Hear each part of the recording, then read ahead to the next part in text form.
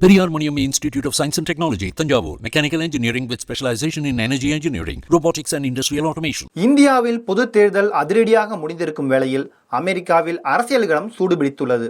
ஒரு பக்கம் Joe Biden, மறுபக்கம் டொனால்ட் ட்ரம்ப் என அமெரிக்க பொது தேர்தல் குறித்த அதிரடி பேச்சுக்கள் அனல் பறக்கிறது.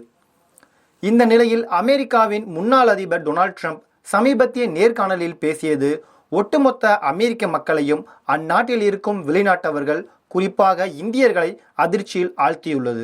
டொனால்ட் ட்ரம்ப் ஆல் இன் என்று அழைக்கப்படும் வென்சர் கேபிட்டல் முதலீட்டாளர்கள் மற்றும் தொழில்நுட்ப முதலீட்டாளர்களுடன் ஒரு பாட்காஸ்டில் கலந்து கொண்டு பேசினார்.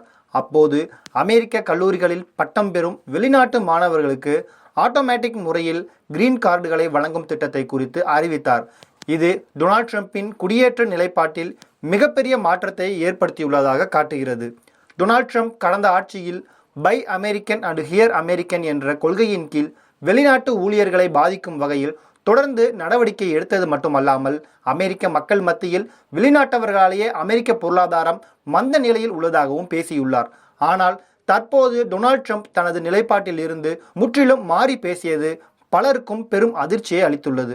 டொனால்ட் ட்ரம்ப் இந்த பாட்காஸ்ட் நிகழ்ச்சியில் நான் என்ன செய்ய விரும்புகிறேன், நான் என்ன செய்வேன் என்றால், நீங்கள் ஒரு கல்லூரியில் பட்டம் பெறுகிறீர்கள் என்றால் உங்கள் டிகிரியின் ஒரு பகுதியாக நீங்கள் ஆட்டோமேட்டிக் முறையில் அமெரிக்காவில் நிரந்தரமாக குடியேற கிரீன் கார்டை பெற வேண்டும் என்று நான் நினைக்கிறேன்.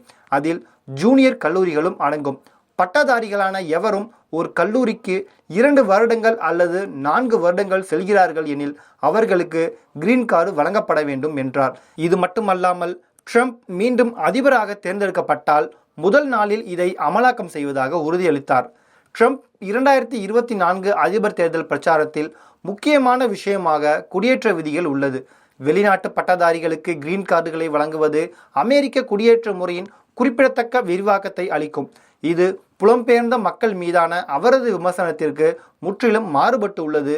வியப்பளிப்பதை தொடர்ந்து பலருக்கும் ஷாக் கொடுத்துள்ளது. ட்ரம்ப் சொல்வதை மட்டும் செய்துவிட்டால் இதில் அதிக பலன் அடைவது இந்தியாவும் இந்தியர்களும் தான். ஏற்கனவே அமெரிக்காவில் அதிகப்படியான இந்தியர்கள் இருக்கின்றனர். அதேபோல் அமெரிக்க கல்லூரிகளில் இருக்கும் அதிக வெளிநாட்டவர்கள் பட்டியலில் இந்தியர்கள் தான் முதலிடத்தில் உள்ளனர். Periyar Maniam Institute of Science and Technology, Tanjavur, Mechanical Engineering with specialization in Energy Engineering, Robotics and Industrial Automation.